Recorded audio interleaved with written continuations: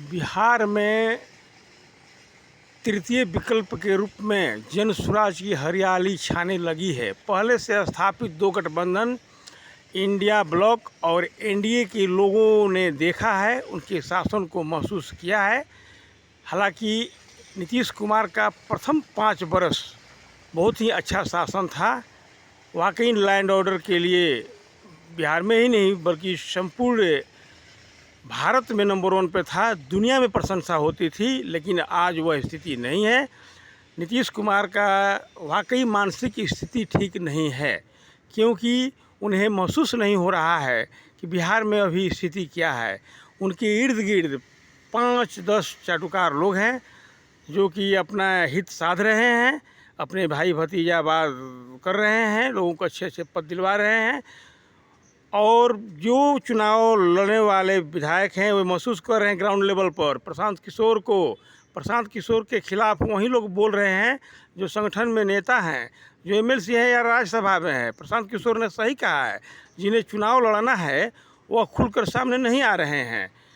अब रही बात कि बिहार की जनता अपने आप को बहुत दिनों से ठगा महसूस कर रही थी जात पात धर्म भेद की राजनीति के चलते, लेकिन जन स्वराज का जो फिलॉसफी है उसको जनता धीरे धीरे एडॉप्ट करना शुरू कर दी है।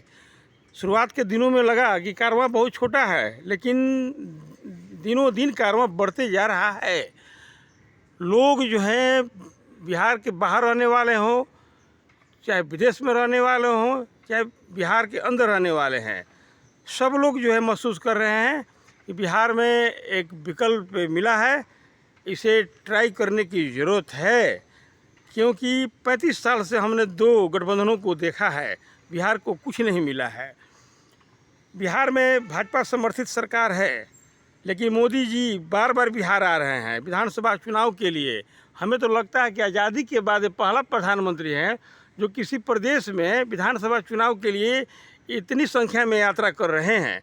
मोदी जी आते हैं, ट्रेन 2-4 खोलने की बात करते हैं। प्रशांत किशोर जी ठीक कहते हैं कि हमें ट्रेन नहीं चाहिए, हमें इंडस्ट्री चाहिए, फैक्ट्री चाहिए, रोजगार का साधन चाहिए, जो पैकेज चाहिए। पैकेज की जो घोषणा करते हो, पैकेज हुआ क्या? धरातल पर तो दिखाई देता नहीं है। 1.25 लाख करोड़, 50,000 करोड़, उसका किस डिपार्टमेंट में वो उपयोग किया गया है? कहीं कुछ दिखाई नहीं देता है।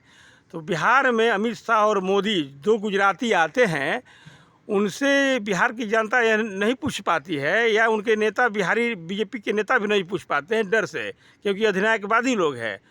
वहाँ पर जो है तनाशाह दोनों बैठे हुए हैं। बिहार में क्या ट्रेन की ज़रूरत नहीं है?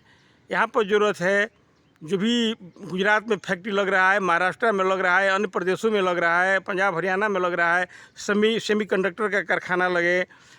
इसके बाद कांग्रेस सरकार के पीरियड से नवादा में एक प्रस्तावित रिएक्टर का स्थल है जो वैज्ञानिकों ने सर्वे किया है, वो स्थल भी वीरान पड़ा हुआ है। इसीलिए इसको सर्वे किया गया है और फिट माना गया था कि पूर्वी और पूर्वोत्तर भारत का इलेक्ट्रिक एनर्जी नवादा रिएक्टर के माध्यम से पूरा हो जाएगा। यही नहीं, इस रिएक्टर से हम पूर्वी एशिया को भी बिजली सप्लाई कर सकते हैं, बेच सकते हैं, पैसा अर्न कर सकते हैं। अगर मोदी जी 11 वर्षों में फाइल पड़ा हुआ है, बिहार के नवादा में जो प्रस्तावित रिएक्टर है उस पर भी कुछ काम नहीं चालू किए, जो कि रसिया की सहायता से वो चालू करना था। अब रही बात कि बिहार में ऐसे बहुत सारे ज़िले हैं जहाँ पर सेमीकंडक्टर मिसाइल बनाने की फैक्ट्रियाँ लग सकती है, जैसे कि कैमूर ज़िला है, रोहतास का कैमूर पहाड़ी रेंज है, इसके बाद बांका है, जमुई है, पश्चिमी चंपारण है।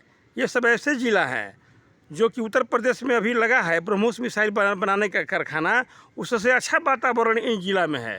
लेकिन उत्तर प्रदेश में लग गया, एक यूनिट उत्पादन शुरू हो गया, दूसरे यूनिट का भी शिलान्यास योगी जी और मोदी जी कर दिए हैं, लेकिन बिहार में कुछ नहीं हुआ है। सिर्फ यहाँ मजदूर को ले जाने के लिए ट्रेन दिया जा रहा है।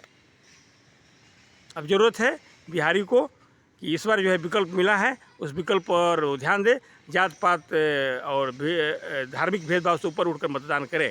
जय बिहार, जय भारत।